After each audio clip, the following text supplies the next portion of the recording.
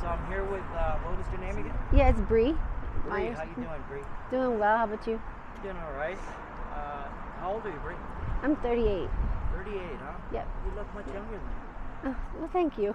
Thank you. Some days I feel younger than others. Yeah, Yep, very yep. young. You Thank do not you. look like, Thank real. you. That made my day today. So I'm out here getting people's stories. Okay. You know, so I can put it out there. Everybody's got a bad perception on people that are on the streets or struggling. Right. You know, what's going on with you? What's the situation right now? Yeah, so my daughter and I moved out here from Atlanta, Georgia about 2 years ago. Georgia, huh? Yeah. What part of Georgia? Marietta, Georgia, just Oh, yeah. north of the city, about 10-15 minutes. You Yeah. ever heard of Calhoun, Georgia? I'm very familiar with Calhoun, Georgia. Yeah. I lived Some out family there a Wow. while back, a few years back. Wow. Yeah, about my 15 grandparents. years ago. Yeah, they're out there. Yeah, It's yeah. the carpet capital. It of the sure world. is. It Yeah. sure is. Yeah, it Right is. by Yep. Rome and Yep. Dalton and all that. That's right. It sure is. Yeah. Very- It's very a green small out there. world. Yes, it's very green out there. What made you come out here to Colorado? Did you come out here when everybody else, you know, was coming down? Or? No. Actually, my child's dad and I, we'd been together since I was like 16. He and I separated when my daughter was 1, and he moved out here to be closer to his family, who lived in Fort Collins. So he came here to work in Denver, and so we'd been separated for years. And I got a call from St. Anthony's Hospital in Lakewood, and it was from the intensivist, and he had overdosed on Halloween 2 years ago at Blackhawk, and so he had like a 10% chance of living. He ended up turning around and doing okay, but it was like a 4-month hospitalization. So my daughter and I dropped everything in Georgia. I had a house in Marietta and a job. I'm a nurse practitioner. I've got like 3 degrees, and dropped everything to come support him. So that's it in a nutshell.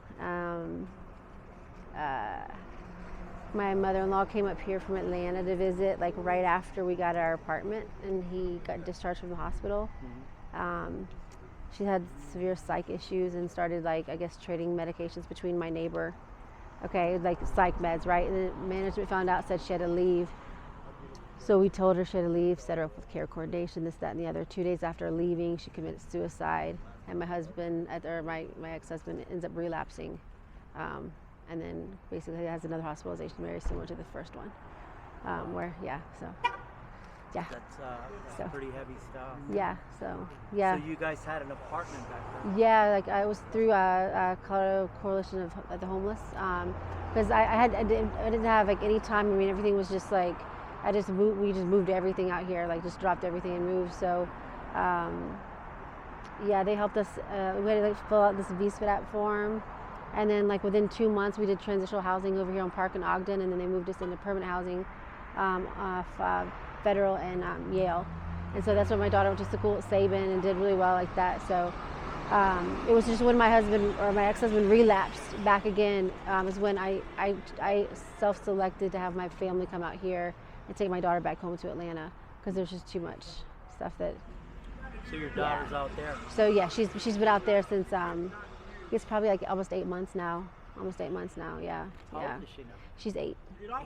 Yeah, she's 8. Yeah. She's my pride and joy. Like single-handedly raised her like that since she was 1. So. Do you talk to her? Yeah, I do.